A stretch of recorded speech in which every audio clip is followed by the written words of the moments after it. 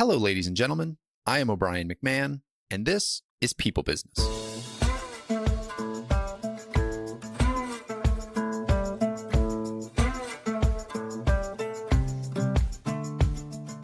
In this episode, I'm joined by Micah Remley. Micah is the CEO of Robin, a leading workplace management platform revolutionizing hybrid work. He brings over 20 years of experience scaling high-growth technology companies. And at Robin, Micah drives innovation in hybrid work solutions, enabling employees to seamlessly reserve office resources while fostering collaboration and productivity. We talk a little bit in the beginning here about what that means and how their technology systems are integrating into office space. If you work in a modern office, you've probably engaged with a technology like Robin, if not with Robin itself. And then we really get into Micah's observations around the current state of work, what has been working when it comes to office and remote work and hybrid work, and where he sees the world going. Really interesting conversation, still really relevant in today's day and age, even though we are a couple years out of the pandemic. Appreciate you listening in. Ton in here for leaders. A lot of good stuff to remember. The one thing in particular is that our presence in the office is just as important as anybody else. With that said, here is Micah Remley. Micah, welcome to the show. Excited to have you on and talk office space. We've had a guest on in the past who has talked office space, but I think some dust has settled since the pandemic, and we hopefully have landed a little bit. And I think this would be a good time to refresh the topic and not only talk about what companies are doing with their office, but how they're integrating technology and what the future of this all looks like. So welcome aboard. Thanks, O'Brien. Great to be here today. Appreciate you having me on. So just to start, what is Robin, the company that you helm, and how do you come at this conversation of workplace optimization? It's a great question. So we're a workplace application software that focuses on helping workplace leaders plan, manage, and use their office space. So that's everything from what's my seating chart, where are people seating, how much space do I make desks hoteled and not making assigned seats for folks, interactive displays throughout the office, helping manage conference rooms and conference room management, connecting to catering systems so I can get food into them. And then data analytics, we integrate with all of the other technology in the office. So we have amazing insights into how the office is used. And typically that creates this very good virtuous cycle because you can see how the office is being used. And then I can plan what my either changes to that space is or what my next space needs to be based on how the office and data of how the office is actually being used. Typically, it's a really great user experience too. So we're available, whether it be from Teams to into Google, into our own application, to kiosks and displays around the office. So it's a one central place for all the employees to really operate and integrate into the workplace.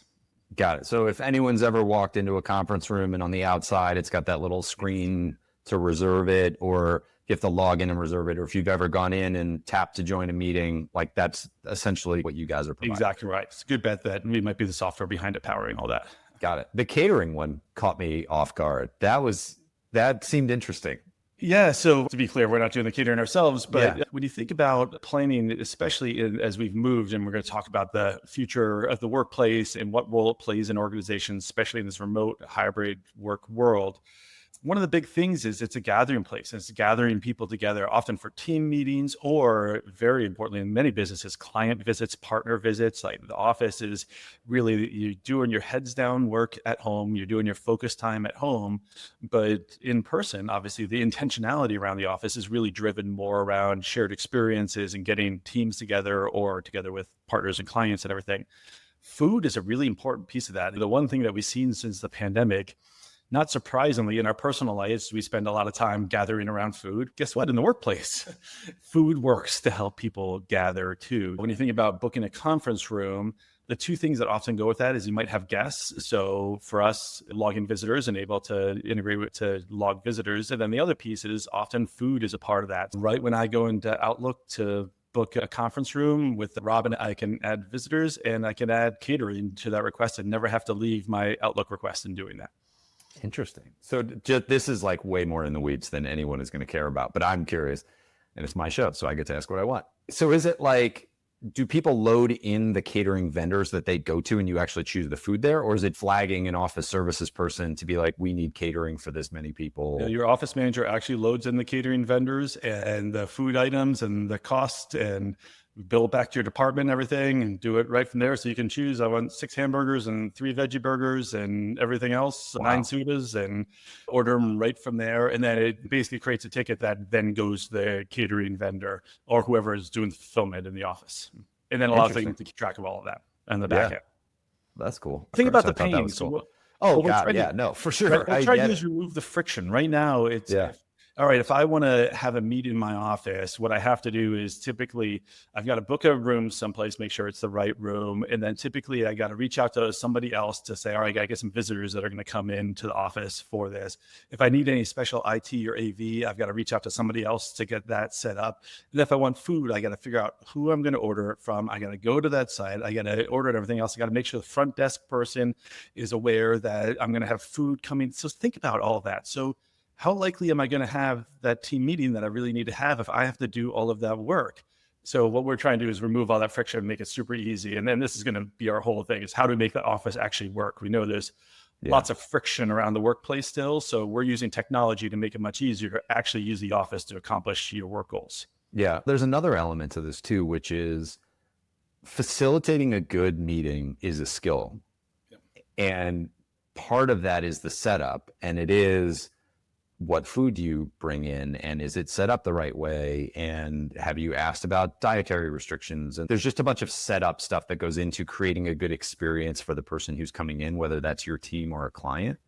And having access to, and being prompted through those steps should make it easier for people. If you guys are doing your job on the technology right, should make it easier for people to then like up their skill level and put out a better experience for others. That's exactly right. A number of times I've had meetings that really should bring in food, be a good reward for the team, but I forget who's a vegan, who's a vegetarian, who's gluten intolerant, and what do I order? And then I'm just like, all right, this is too much work. And they're going to the place I order from. So we try to take a bunch of the guesswork out of there and just make it much easier for folks to actually, like you said, run a good meeting. Awesome. Very cool. So let's talk about just the state of where we work today. Do hear some people still being like, companies are still struggling with hybrid work, but in practice, I don't really see that. I see us having landed the plane somewhere in this hybrid environment. Do you see organizations still struggling with this? Absolutely. Or have we settled? No, we're still struggling with it. Really? Organizations. And in fact, I'd say this is the sign. So first of all, if we look at the return to office has basically stayed flat for the past year and a half, 2 years. So if you look at all the stats around return to office, it's been pretty flat. There's some things in the headlines of the news once in a while that a company is calling more people back, but the actual return to office has remained relatively flat. But if we look at CEO sentiment says that 80% of CEOs expect the employees to be in the office more in the next year than they are today. So I think that is the clear sign to me, O'Brien, that we have not landed this plane, that there still is this big gap. And the gap is when a CEO says, hey, we'd like to have flexible work, hybrid work, an employee hears that, an employee says, you know what, that means I get to work from home basically most of the time, and I can go into the office sometimes. And when a CEO says that, a CEO means you're in the office most of the time and you have the flexibility to work from home sometimes. So there is actually a pretty big significant gap right there. And I think most organizations are reckoning their way through that still. And I think that's why you see a headline probably a couple times a month of a new organization making some change, having a new policy, upping the number of days their employees are actually coming to the office. There's still a lot of back and forth there. Okay. All right. Do you see organizations going much above 3 days in the office? Oh yeah, we definitely see a number of organizations going to 4 to 5. For sure. Many. I think there's a number of things. So first of all, what we've seen is over the past couple of years, compared to the pandemic years, it was easy. So much money out there in the ecosystem. Companies were growing quickly. There wasn't the pressure, and it was really hard to recruit employees. And I think what we're seeing is 2 factors, is that first of all, in general, in many knowledge industries, the market has not been as good the past couple of years. In many of the industries, you're not growing as quickly. So therefore you're putting more pressure on how do I make the business perform better. And if you're not being as innovative as you're not seeing the collaboration, there's questions about the workforce, then bringing people in is often a place people go. The second is the AI movement is changing things. Is like the kind of very meaning of work and how people work is changing right before our eyes. So therefore, many organizations that collaborate, getting people together to work and focus on that is becoming even more important. So we definitely see a fair number of organizations going to and very successful organizations, by the way, like some of the fastest growing AI-centric companies, you name it, are in the office 4 or 5 days a week. And what is their justification for those policies? Yeah, I'll speak to this. And it's one of the reasons that I'm at Robin is that it's really challenging to build true company culture in a fully remote environment. You can build a culture where everyone's probably happy. If we look at employee engagement surveys, in general, remote employees are more engaged and happier than full-time in-office employees. But when I think about, once again, business performance, and this is, by the way, this is a people podcast, and you see a very big disparity. If I were to ask people leaders about the in-office thing, you'd probably get a very different answer than if I asked CEOs. And it's because CEOs care deeply about business performance and productivity. Most people leaders are measured, and they think about measure on things like employee engagement, satisfaction, and retention. And what I say is we're probably seeing a widening gap between those two needs right now. And we see this, you look at, there's been a number of articles in the paper about this in the past few months about CEOs taking a much, much harder tone. You'll see this across big tech, right? Hey, you have to step it up. There's going to be more effort. I want you in the office more, you name it. They're caring less about that, once again, because the way we work is transforming right before our eyes. So back to the justification, that takes a lot of coordination and collaboration. And what we know, the research bears this out, is that coordination and collaboration happen less. There's more silos. There's more individual work that happens when you're remote. And I'm happy to cite the studies that show that. The academic research, this isn't just like thoughts and feelings. The academic research clearly bears this out. So therefore, that's the justification. We need to move very quick. We can't possibly waste a minute. We can't waste a day in doing this. And I think that's why you see that gap, that if I ask those two different leader types, they probably answer that question in a very different way. Yeah. And so I guess that if you're just all on that bent, that can make the argument for let's go back to 5 days a week. If you don't come in on Saturday, don't bother coming back on Sunday. So you can make that argument. I like that one. On the other hand, there is an element that we are engaged with people and we need people to feel good to perform well. To me, it feels like some level of flexibility and like understanding that we're all living lives and things happen and we might need some time to get our work done outside the office in another place at another time, that like recognizing the humanity in that would be good. So where do you see any research on that side of it? Or like, how do you feel about the balance there? And there's lots of research on that. So I'll cite two things. So first of all, Stanford, Northwestern, but Harvard, there's a number of prominent professors at all these places that have done peer-reviewed academic research, which once again, there's so many thoughts and feelings on this. So I look at that as a good starting point, and everything's going to be a little different for each organization.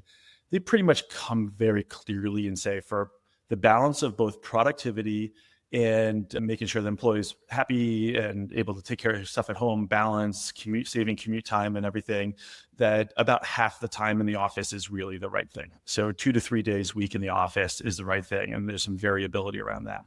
But here's what's really interesting. I don't know if you saw it, the latest Gallup poll on workplace. They poll hundreds of thousands of millions of workplaces every single year. They're kind of the authority on workplace effectiveness. They looked at their employee engagement because obviously millions of companies or millions of employees use their employee engagement scores. So what they found was, once again, remote employees are 31% engaged and hybrid employees somewhere in the middle, and fully in the office employees around 19 or 20%, something like that. I'm sure I'm messing up the exact numbers a little bit. So you see the scale, right? But very interestingly, to your very question, O'Brien, remote employees are less happy overall. So there's that surprises me not at all. Very exactly, less happy overall. So it's very question, and I use this analogy a lot. It's like going to the gym, right? It's really hard. Like in the short term, I'm happier sitting on the couch eating potato chips. Like that's great watching TV. But when I go to the gym, it's hard to do. And man, when I'm driving early in the morning, it's hard to do and everything. But then I feel really good after I do it. Yeah. And it's a very similar thing. Doing things that are actually good for you, often hard. And I think back to your point about justification, I think that's where you see the justification is that ultimately in building a better business and potentially even better people, that there is an argument to be made. I'm not going to say where I stand on it. I do think there is a balancing act between the two things, but there's an argument to be made that for people's long-term benefit, some structure is good. And there's this whole concept, and you've heard it around that, I'm going to mess it up to whatever the third place is, right? That people used to go to churches, they used to go to bowling alleys, that all is gone now. Work was the one place that people gathered with other people on a regular basis. And we've lost that now. And we see that once again, that the data shows that we're losing that. And that has real impact on people. So do I want people that say they're more engaged at work, but overall much less happy? Is that better off for an organization and the individuals that are part of it? I'm not sure. So I read probably more than the average person, or is healthy for me, around financial planning and retirement and like the future and how to prepare for it and how to think about it. And one of the interesting things that I've noticed in articles recently, like 10, 15 years ago, was all about the FIRE movement, right? Like financial independence, retire early. Right. And there were articles out there and blogs highlighting the benefits of this lifestyle where you could just F off and do whatever you wanted. There's all these interesting articles now from people who did that, talking about how miserable they were after a certain period of time, 6 months, 12 months. Yeah, great. Vacation mode is fun. Getting some projects done is fun. But one of the common things I've seen is like a lack of connection and purpose and challenge. All these things that we get from work that are not the income that we earn. Right. We have grossly underestimated the importance of that stuff. And I see it now, like my dad is in his 70s and still runs his business. And he was bitter in his 60s when a bunch of his friends were retiring and he wasn't in a position to retire. And now, several years into this, all of them pretty much tell him, like, don't retire if you don't have to. Yeah. And the sentiment now is retire and you'll die.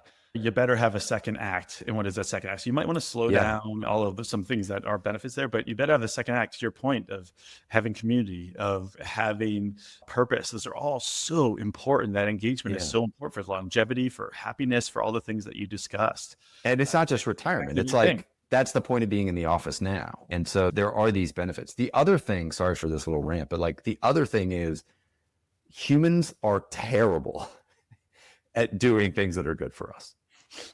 Like we're horrible at it. And so to think that we just listen to what employees want around where they want to work and like we just, oh, that's the best thing for them. It's probably not. Like it's the easiest thing for them, but that probably doesn't necessarily mean it's the best thing. Best thing at all. And you think about the other challenges. And once again, so to be clear, I'm a proponent of some flexible work. I'm a few days in the office, a couple of days at home, and some variation around that depending on some personal stuff and everything else. I think there is a balance that can be found there. But the fact of the matter is it's hard and it's disorienting. And I think to answer the question you asked before is, I think what some company leaders have figured out is, you know what, being in an in-between place is actually the hardest place to be. It's either easier to be all in on one or all in on the other. So therefore, I believe in the power of the office. I'm going to be all in on the office. And I think we see this is that it gets back to the employees. When you say, hey, you have flexible work, if your inertia is I'm at home, then you just end up being at home. And then back to the way then that infiltrates the rest of your life is that the inertia is I'm at home. So then I'm not going out as much and I'm not having other communities and everything else. And I think that's part of the problem why you see that remote employees are less happy overall than in-office employees. Yeah. All right. We'll put that soapbox aside for a second. I think you and I are aligned, and I'm recording this from home, and it's nice to have the flexibility to be at home because it's a quieter environment to record podcasts in. So I'm reaping the benefits of the hybrid work. Yep. How do you see companies enforcing these stricter policies? If we're at the 3, 4, 5 days a week level, do you see them trusting people, just communicating and trusting? Do you see them monitoring badge swipes or firing people even if they don't meet the codes? Tell me a little bit about what you're seeing there. Yes, to all of the above. The fact of the matter is it's a really hard thing to do, which is why 5.5 years post-pandemic, we're still talking about this topic. I think the challenge has been is that in the, let's say 2 years after the initial scare and people worked at home and everything, people said, hey, listen, we want you to start coming in. We'd like to come in 2 days a week. Managers, you deal with it. But it ends up being probably one of the hardest things to enforce.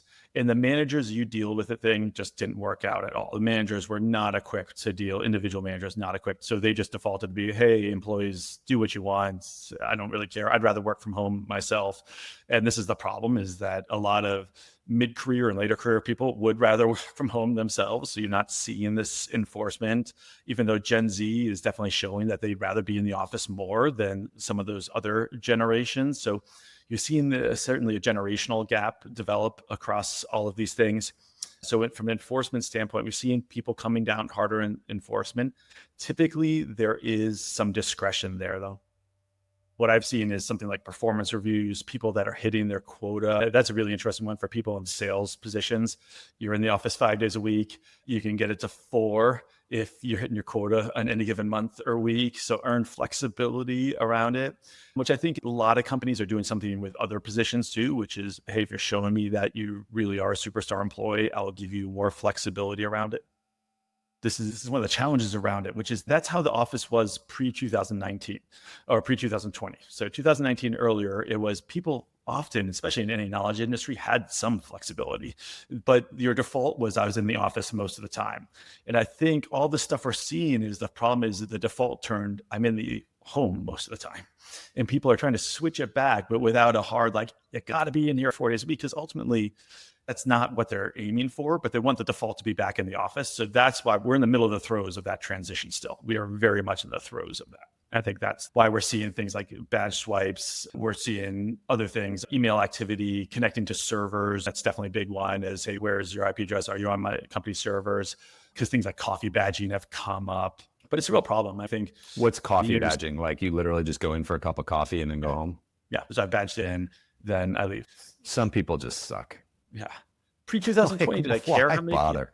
Yeah, did I care how many people? So by the way, so the one thing is, since we're on this, team days are the thing that work. All company days are things that work. So we've talked a lot about things that aren't working. Things that work is back to establishing that esprit de corps around why does it matter to be in the office? Why is the company culture important? So when you think about it, it's really that social bond. Me as a CEO saying, you got to be in the office. We know in this day and age that doesn't take and then yes, you could do badging, you could look at IT setups, you can do everything else, and you could threaten to fire people. How far is that going to go? But that social bond in team days are something that works really well. Both all company days, which is, so we have one at Robin, which is on Tuesdays. Everyone in the company is in on Tuesdays. Different teams, our engineering team has Thursdays. They come in. And once again, does everyone come in every? No, because sometimes they have a doctor's appointment, they have whatever. But the esprit de corps is, hey, to meet the needs of your team and all these people that you trust, you're friends with, you work with, and everything else, we're here on that day. And that's something we've seen very much as a best practice across thousands of companies that we work with. Anything else that you've seen that's working around how you would structure office time versus remote time? Well, here's the key word you just said, structure. The other thing we've really learned over the past few years is that unstructured really doesn't work very well. Not that you can't have some unstructured time, but this unstructured, hey, come into the office whenever you want. I just have this expectation you come in a couple of days a week or whatever. Typically doesn't work, because the problem is, if I get the benefit, if we look at the benefits of the office, it's me and you going in on the same day together. That's the benefit. If I go in on a Monday and you go in on a Tuesday and we don't overlap, are either of us getting the benefit of being in the office? No, it's just a different place to work. I might as well go to Starbucks. It doesn't matter. I'm getting no benefit from that. You actually have to have, and once again, we talk about the research. The research shows that if I sit near a high performer while I'm in the office, I get a 15% performance boost in my own performance. And I get that benefit for two things. So the two reasons why I get that benefit. Why do I get that 15% performance boost if I'm in the office?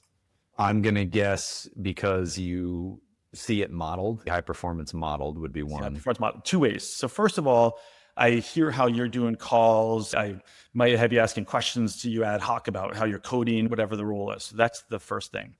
The second is I see your level of activity. It's like I used the gym analogy earlier. If I'm on the treadmill or if I'm on the bike next to somebody else who's working out really hard, it makes me work a little bit harder. It's like being on any team, we see that when you're around people and you see how they're working hard, and that's really hard to replicate in a remote world. It basically is almost impossible to replicate because everyone's so isolated. You just don't have your blinders on, your peripheral vision is not the same. Whereas in the office, I see how all those other people work. So therefore I'm going to work harder. So you get those benefits. But the problem is if you and I are going in on different days, you don't get any of that. It's all erased. It's all gone. So what we've seen is structure. And despite the fact that we all think, hey, it'd be great to have that flexibility, that have certain needs and everything else, the fact of the matter is being more clear about it gets better results and gets you to have the actual results you want to have from the office, which is more productivity, more collaboration, improved performance. You get that by getting people together at the same time. It doesn't have to be necessarily the whole company, but by department or other groups that work together. You need to be really intentional about that. Otherwise, it just isn't going to work. And I think if we look at the earlier kind of 2022, 2023 iterations of hybrid work, that's what they were trying to do, and pretty limited success there. Very challenging to do well. This might be a little beyond the insights that you have, but I'll ask it anyway. A lot of what you are talking about is forming community back in the workplace. Yep. And bringing this sort of human element back in. And I think there was a shift where the pendulum sort of swung too far on the bring your whole self to work thing. And a lot of people brought a lot of baggage into the workplace, potentially. And then I think we've swung just by the nature of the world into this, like everybody's remote all the time. And so we're not really that well connected. And so as we swing back into this middle ground, do you have, this might be a weird question, but like, do you have any tips for ways that leaders are bringing humanity back into work at an appropriate level to like really help beyond just like sitting, eating a meal together, even though that is such a great communal thing? Are there any other things leaders doing to really get people enmeshed with people again? Yeah, it's a fantastic question. I have some ideas, but I think this is the big question because to be honest with you, I think that's the stage we're trying to figure out right now. So we're starting to figure out how to get people back into the workplace. We're finding a rhythm there. We're finding some normalcy. But the fact of the matter is people still have, it's very binary, which is this is my time in the office and then I cut this out. Now I have my personal life again. And to your point, prior to 2020, it was all just meshed together, like you said, bringing their whole self to work. And now we've over-rotated the other way. And I think people are trying to bring that back together. I think I talked about team events are a good one. I got to tell you, after work drinks, we're starting to see come back a little bit, but that's been slow. It's been really slow because people been like 5 o'clock, the whistle blows, Fred Flintstone pops in the car and pedals out. And it's what the return to office has been for the past couple of years, which is because I developed this whole life that wasn't built around the office. And that's where my evenings, and that's how I think about the world now, not going out with my people that I work with. Anecdotally, I've seen that with younger professionals too, where they came out of college in the pandemic. And so they never had those socials or those drinks. And a lot of them don't drink now. Like a lot of older people don't drink. And I think finding creative ways and forcing it, even if it's not on a regular basis, but just, hey, we're going to all do a team outing and we're going to go at 4 o'clock. And yeah, we'd like you to stay a little bit after 5. I think that's the key thing. To me, doing some stuff outside of regular work hours, I think is really important for that. We had a little bit of this mindset of everything has to be done because we're being so aware of everyone's lives outside of it. And the fact that it's just hard, then it's work is just punching the clock and that is it.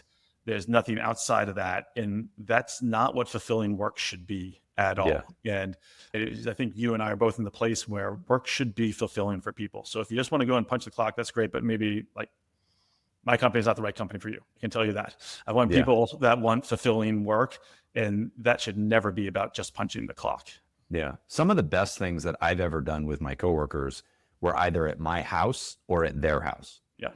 Like we actually just redid our patio in the back, and I was like, great. Now we can like host a barbecue again at the end of the summer for team members. And I've done it a few times, and I'm like, they brought their spouses or their kids, and we just have a dinner, and almost no work gets discussed, but it just creates that what is it? A spirit decor? I don't know. Decor, yeah, exactly. Spirit right. decor. It creates that connection. It actually came up in an email yesterday that I got from a newer employee that we have on our sales team. And he's got brought into this leadership development group that I've now been a part of for 5 or 6 years. And one of the exercises that they have people do is 7 good minutes, where you sit down with somebody. I would ask you questions for 7 minutes, and I can ask you anything I want, and you don't have to answer if you don't want to, but I can ask you anything I want, and my job is just to go deeper. And then we turn around and you can do it. Always lasts more than 14 minutes. And it's just a great way to connect people. And so he had done that with somebody else really for the first time, and reflected like he'd never worked anywhere where people were that interested in each other. And that it was a little odd at first, but refreshing, and really does make you feel connected together. So that's where I think, like, beyond just like showing up and having food at the office, even though I love your catering service idea, I think there are ways to do it outside of the office or even in the office, but just like really focus on the human being sitting across from you. Affinity groups are great. I think what we saw was 1 million affinity groups on Slack and Teams developed during the pandemic.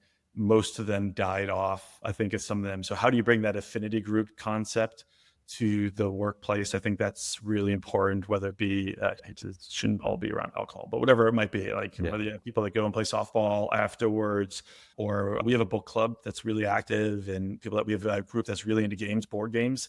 So that's really nice because that has to be done in person. So Thursday evenings, they do board games. So that's a really good thing. So I think affinity groups are another way, especially if that's really important. Because once again, if we look at remote work and even hybrid work, cross-departmental communication, collaboration really breaks down. That takes the biggest hit. Typically in remote work, you spend a lot of time communicating with your immediate team. The relationships really break down when you go to adjacent teams and everything. And that's what you miss by not being in the office. So affinity groups in the office can really help with that because they are across affinities, not across functions, which is really good. Yeah, love that. All right, let's get into the office and how we're using it today. So let's focus on in-office stuff. Offices, cubes, like bench seating, assigned seats, hoteling, like where are we going? Yes. So here's an interesting question. Typically, when people are trying to get people back to the office, they ask their employees what they'd like to see in the office, and they'll give a whole bunch of ideas and everything. But one of the prevailing themes that comes out of it is they want the office to be like home. That's good and bad in some ways. And I'll focus on the bad areas first. At home, first of all, it's hard to compete with home. Because home is, I got the kitchen 15 feet away, back to our food thing, my dog's sleeping at my feet, all the things. Like home is built around my own individual preferences and my comfort. So the other thing that's at home is I'm alone. And so often in getting people to return back to the office, they're like, I want those alone experiences again. But what we just say was the benefit of being in the office. It's being with people. So you actually have to be very intentional. We actually have a whole scoring system. We have a whole data analytics platform around this. We call it the collab score to see how collaborative your office is. And you can actually compare yourself to other offices and see how a good job am I at creating a collaborative atmosphere in my office. If you have multiple offices, you can gamify it among like office leaders and stuff. Chicago, here's how I'm doing work. I like it. If you look at a few things there, we look at the 3 things people complain about when they go into the office. So I went to the office and nobody else was there. I went into the office and I sat by myself, or I went to the office and I spent all day on video conference calls by myself, and I didn't actually, why'd I bother going in? So it turns out we can measure those things pretty easily given all the data that we have in our platform, because we know who's at the office, we know how the different resources being used, we know where people are sitting. So we looked at the data, when we first started looking at this data about 2 years ago, we looked at conference rooms, and across our tens and tens of thousands of conference rooms that we help manage, what we could see is how many people were sitting there alone on a video call versus multiple people in a conference room having a kind of in-person meeting we expect.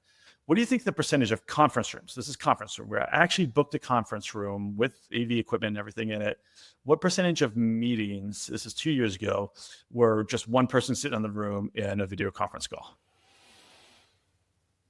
30%. 80. Whoa. 80. No wonder people don't want to go to the office. Yeah. I go there and I spend, and then once again, the benefits we talked about earlier, which is hearing how I'm doing the call and everything, It doesn't work. If I'm sitting alone in a phone booth or video conference or in a conference room the entire time doing that, no wonder I don't want to be in the office. And no wonder nobody else wants to be in the office too. The fact of the matter is you have to be intentional. And I think office design and then office implementation and operations in a flexible work world is so much harder, but you have to be so much more intentional about it than in a static work world. So I'll give you two examples. So first, I was talking to a customer who's 5 days a week in the office all the time. It's a financial services firm, not surprisingly. You have to be in the office 5 days a week. They are 100% hoteled desks and offices. So why are they 100% hoteled? Usually when you have 5 days a week, it's like I'm going in every day, because they travel a lot. They're out meeting clients and customers all the time. So it turns out that they're actually only in the office 8 or 9 days a month, even though every day they're not on the road traveling to visit a customer, they got to be in the office. And what they found was that when they had assigned seats, if you looked at the office, it was like people spattered around. And once again, you're getting none of that benefit that I talked about. So what they said, we're shrinking our office space down. We're 100% hoteled. So that's the days that you are in, you're actually sitting next to colleagues and coworkers, and you're having the benefit of the office. So I think cubes typically, once again, it depends on the work that people are doing, does not help that collaboration that I talked about at all. So typically we're seeing many more companies going to an open floor plan, whereas cube sales have been going crazy the past few years, because once again, if I asked employees what they want, peace and quiet, like they want at home, but it's exactly the opposite of what you should be doing to get the benefit out of the office. And a final thing is really important. You need to intermix different levels of employees. So that's really important. This idea, we're seeing a lot more of this management coming out of offices and sitting with employees. I'll give you a short story there. We're working with a highly successful financial services firm. They had an intern class that, this was 2-3 years ago now, completely failed when everyone was working mostly remotely. The intern class was actually all in the office. First time in the firm's history, in the firm's whole future of the firm relies on these intern classes, because the interns then get job offers to become junior associates, who then become associates, then ultimately become partners. And that's the whole employment model of the firm. They never have an intern class that completely failed. Not a single one got an offer to junior associate. So they looked at demographic data. They looked at test scores. They looked at schools. Nothing told them. What they found was that during the summer, guess who wasn't in the office, despite the fact that the interns were in the office? Guess who wasn't? Everyone else. The partners. Yeah. The partners were senior all at their leaders. vacation homes. They're all at their second homes, because that's where they wanted to be during July and August. But it caused the intern class to completely fail. So they actually had to make a change as a firm. They're like, partners, you got to be in the office 4 days a week during the summer, especially. We can't have this happen again. They had to change their policy around that. So when you think about design, we see lots of hoteling. We see lots of people going to more open space, more collaboration space, and then thinking deeply about how seating and where different neighborhoods are, and then specifically how different levels of employees are sitting together. And then you got to think about the time factor. So that's the really important thing. Before it was like just the who, where are people sitting? Now it's the when. Who's sitting where, and then when are they sitting there? Because if I don't get that timing right, then I'm going to get none of the benefit of people being in the office. So what kind of data should companies be looking at to be making these decisions? Yeah. The data that I just talked about is a big one. So the two things we see is most companies, if they've implemented a hybrid work arrangement, are downsizing their office. You just don't need as much square footage. And it becomes counterproductive, as I talked about before. If I'm going in and it's an empty office, I'm not getting the benefit of being there at all. If you're sitting more than 20 feet away from me, I'm not getting the benefit of being in there with you. Why bother doing it at all? So downsizing the space, and then looking at the data of how people are actually using the office. What teams are using that? You can actually use some predictive models too. How is that going to evolve over time? So looking at data deeply of which departments, what levels. So in our own analytics, we look at things like levels, commute distance. How are different people from different levels of commute distance coming into the office? Are they coming in on different days of the week versus other types of employees? We looked at this data. So we use our own platform. We looked at employment levels. So we have a 10-level scale of employees. And what we found when we first started looking at data is who's using the office and who's using specific spaces most often. And we looked at data from most junior employees to most senior employees. Who do you think was using the office most, and who was using the office the least? Yeah, I'm going to guess the junior people came in the most. They're coming in the least. Junior people are coming in the least. Yeah, it was the exact opposite. Senior people were by far the most, and junior people were by far the least. So we actually had to work through some specific things to correct that. And by the way, that was the exact opposite of what the commute distance chart. So the junior people actually lived close, weren't coming in because they didn't see the benefit, as we talked about before. And we had to be very intentional about changing our expectations, our office layout, a whole number of things to get to that place. So looking at that data is really important. And then conference rooms. So here's the deal. I've heard the quote, which is the right quote: you don't build a church for Tuesday afternoons. So that's a real problem in the modern office landscape, because typically what you have is you have Tuesdays and Thursdays, which are crazy busy. You have Mondays and Wednesdays, which are probably like medium. And then you have Fridays, which are dead. So that's across many offices, depending on if you're a 2 to 3 day a week policy with a little flexibility in there, that's what most offices look like today. So on Tuesdays, I can't find a room anywhere. On Friday, I can get a room wherever I want. So how do I manage conference rooms? So looking deeply at conference room data is really important in managing the modern office. How are people using it? How many people are using it? Making sure that I have the right sizes, the right AV equipment set up in them. Super important, because once again, the point of the office should be gathering teams together to do sprint planning, do sales training, to do all of those other things they should be doing in person. If you don't have the facilities set up correctly to support that, then you're going to miss the mark, and you're not going to have a successful workplace culture in office that you're hoping to have. Interesting. What about like lunch space, cafeteria space, meeting space? Do you see companies still building that out so that people can gather there, or do you see that going away? The most important space in the office. And when I go into offices, I see a lot of offices every week. When I go to a lot of different offices, the common areas and lunch areas are the most utilized. Back to after hour game rooms, that kind of stuff are still not utilized that much, just because people aren't spending as much after hours time at work as they did pre-pandemic. But lunch spaces are the one things that people are using. It's the one things where teams are getting together. Common areas, it depends on the common areas. What we've seen, back to the point we were making before, libraries, we've seen a lot of companies install libraries. I'd say they have been, because employee feedback, I want a quiet place to do work. Unless you're a 5 day a week or 4 day a week in the office, quiet spaces tend not to be utilized as much.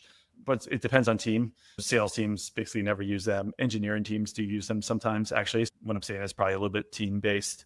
But common areas, super important. Soft seating, super important. I want to have a place that I can go that feels different, that's not my desk. The workplace setups is really important too. So once again, if I think about at home, I have it all dialed in. If I'm an engineer, I got my dual 26-inch monitors. I can do all the work. I have my special keyboard.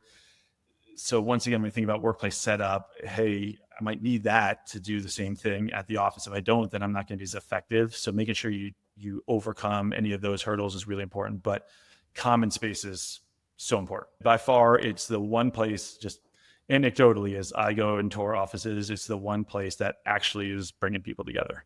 Interesting. Okay. Do you see, back to the engineering example of they have their setup all dialed in at home, do you see companies surveying people to say, what are the elements of your setup at home that are not working here? Yeah, for sure. Yeah, I think people have been pretty good about that. I think getting input into the office, people have been good about. Part of the challenge is cost, obviously, is how do I manage the costs around all of that. But I'd say the first couple of years of return to office of the pandemic, that was a real friction point. I see it less now. I think companies have gotten pretty good at dialing that in, because you don't want that to be a factor of people not returning to the office. Definitely listen to an employee input, but it's a moving mark. It does change. And as I said, if someone's working from home and you ask what they want in the office, then first of all, you get a million ideas of things that they want. We do see, you asked about common spaces, we definitely see more amenities. When we think about office, the general move is more towards a hospitality experience in the office. So that's interesting. A concierge experience in the office, because once again, I'm competing with home. And even if I have a requirement, I still want the office to feel like it's a place that you want to be. So with that concierge experience, number of golf simulators I see going in is huge. Peloton bikes, all sorts of things to make the office experience feel more like you're going to a hotel or resort. Do you see that mostly just in tech and finance, or do you see that spreading to other industries? No, I see it. So tech is always leading the way, and tech has been doing this for years. I see it in tech. I see it in professional services. I also see more buildings doing it. So spaces that, whoever is a tenant in a building can use these spaces. We see more buildings putting in amenities. The one thing is landlords, which have had a very challenging time the past few years. If you look at any of the trends or any of the news there, what they'll say is Class A buildings with a lot of amenities, those are the ones that are leasing. The Class B buildings or even Class A buildings that don't have amenities are dead, right? They're sitting there 70 or 30% vacant. It's the same with apartment buildings, right? There's so many new apartment buildings in cities with big amenities. It's funny that the building right across from us in downtown Chicago, like right heart of downtown, they just redid their whole lobby. And part of that was they put in a really modern gym.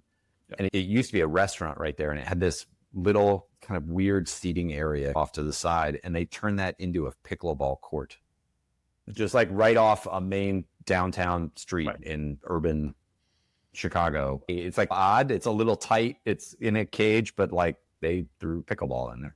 It's such an amazing point, Brian. And I was just talking to a coworker about this a few weeks ago because I've not been on the hunt for an apartment in a long time. And he had just gone and viewed a few, and he was talking about all the amenities. So once again, all the new apartments that are building out are totally built out with amenities. Kegerators, where you get a couple free beers a day, all of this stuff that there's never existed when I was in my 20s and living in an apartment. But once again, the expectation is, hey, that's what home looks like. Why doesn't it work that way? Yeah. Why should I go show up and work in a cubicle? That doesn't sound like what I want to do, right? Yeah. I want to go back to something you said about executive presence. Yep. You mentioned that this client of yours actually changed their policy and are requiring partners to now be in the office 4 days a week in the summer. Mm-hmm. Do you see that as an anomaly, or do you see that as a trend? Do you see more companies doing that? And if so, what do those conversations look like? If you're privy to it, what do those conversations look like with leaders? Because I think that my guess is that would be a chronic issue. This question of executive presence in the office, even mid and upper level management presence in the office, and then everyone else present in the office, is very much an ongoing issue. Where I'd say the only place I've seen a trend where requirement of executive presence in the office is in finance. And that probably is the case because they're very highly compensated, and it's a partnership structure. And so therefore there's very specific requirements around partners. And it's along the lines of the esprit de corps that we're talking about before. I can talk about anecdotes in different industries where they've required that, but I can't say I see a trend in other industries and actually it definitely is a challenge in industries where you can see that people have executives aren't in the office very much or are all remote, and then employees. And then to be honest with you, it builds a fair amount of bad will between employees and animosity between employees and the executive teams. And we see it in the Starbucks headlines often, right? That whoever the new CEO, I'm blanking on his name, but Brian, whatever his name is, flies by private jet up to the corporate headquarters, but is requiring everyone back into the office 4 days a week. I think it's 4 days a week. Yeah. I think he just bought a house there. Did he? All right. I think so. I think I saw that headline, like he's finally there. But that was a big headline. It was a big deal. It was a big headline for a while.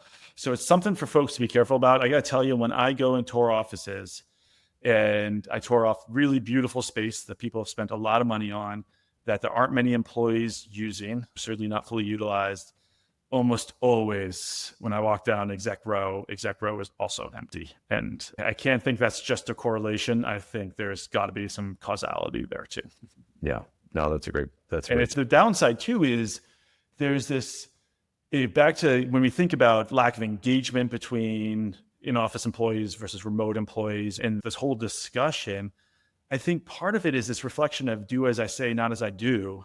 And that's bad. So once again, you got to pick what's am I on? It's almost not like a do as I say, not as I do. It's this is good for you, but it's not good for me. Yes. And it's just not true. It's exactly right. I'm different. And I think that's hard. And that's probably why you see this difference in engagement and some of this animosity that develops there. It just means that execs and mid and upper level managers have to step up and do what's good, what they say is good for everyone else. Yeah. You got to go to the gym. You got to eat the health food. You got to do the things that make you healthy. You got to do the things that make your organization healthy. If you're the leader, you got to be the disciplined one. Yep. When it comes to this topic, what are you sick of talking about? What am I sick of talking about? First of all, I'm definitely passionate about this. I think it's interesting that 5.5 years later, we've been having this conversation so long, and there's still this debate about whether remote's better or in office is better. And to me, it's this total red herring that's ridiculous. And what the true answer is, it depends, which is what makes this so hard. That's the true answer. So the fact of the matter is that I might be very intrinsically motivated. My type of job that I'm doing might be very easy to do from home. And geez, I get up at 8 a.m. or 7 a.m. every morning, work till 6 p.m., get it done. I'm happy the rest of my, I can do that really well. Great, work from home. Like, there's no problem at all. And it's funny when I think about a lot of people that pontificate in the subject, especially like remote work's great for everyone. They're consultants or they're bloggers or they're whatever that work remotely by themselves and have most of their lives. And it's like, wait, how do you know that remote work is great for everyone? On the flip side, people are like, no, you got to be in the office all the time. Once again, that might be because you're extrinsically motivated. And I really need people around all the time. And that's how, back to the examples, that's how I draw energy. And that's how I ultimately become successful, because I need that grind. I need those people around me and everything. And then the fact of the matter, there's a whole bunch of people in the middle. And so really the answer to this question isn't that one is better than the other. It's what type of company are you trying to create? What type of people are you trying to recruit to it? What type of culture is important for you to achieve your ultimate goal as an organization? What type of flexibility do you have in that? Because it isn't a one size fits all. And this is the problem. And actually on the sales front, I like the idea that I brought up before, which is, hey, if you're hitting your quota and you show that you're disciplined, work from home a day or two a week. If you can't do that, then guess what? You got to show me that you've earned the ability to do that. Put your butt in the seat and make some calls. Yeah. And prior to 2020, that's what remote work was for most. I know most of that, I've been working software my whole life. I'd say most of my career, starting in the early 2000s, about 20 to 30% of my companies worked remotely. Never had a problem with that at all. That worked just fine. But it's because it was people that showed they could do, people that earned the ability to do that, trusted their ability to do it. And then we flipped into this world. Work from home was a right, not a privilege. And I actually think that we talked about over rotation, and I think that's over rotation because the fact of the matter is both a lot of people aren't professionally at their best working from home, and a lot of people aren't personally their best working from home. And vice versa too. Back to, I could say the same thing about the office. So going to either end of the spectrum is the wrong thing. The fact of the matter is it's really much harder as a manager to figure that out. But that's also what management is. And I think we haven't equipped our managers to deal with that really well. And I think that's the thing that's broken. So then we end up with this debate on either side of what's right. And that's actually not the question. It's how do I figure out what's right for the person and then implement that, even if it's a hard conversation that they don't want to hear. And I think managers aren't having those conversations. Yeah. Wait, you mean humans are nuanced? Amazing. Right. Require nuanced solutions? That's exactly. So strange. Micah, I think that's a good place to land the plane here. I appreciate your impassioned plea with everyone. And it definitely resonates with me. I think it will resonate with people listening here. I think there's a lot that we covered that's really interesting as well. Any final words, anything you didn't get to share that you had wanted to? This is a problem worth figuring out. I think a lot of people have been frustrated after 5 years and they've just accepted status quo. Don't stop pushing. It's a problem worth figuring out. Awesome. We will put in the show notes links to Robin and how to engage there. If anybody is interested in the software, in some of the advice that he's talking about, I would encourage you to go check that out and engage. Mike, I just want to thank you again and appreciate everybody for listening and hope this is helpful as you continue to think about how your people and you, let's back to the point of we don't want to leave executives and leaders out of this. So how your people and you show up and get your work done. So thank you for listening and good luck. Thanks for having me on the show, O'Brien.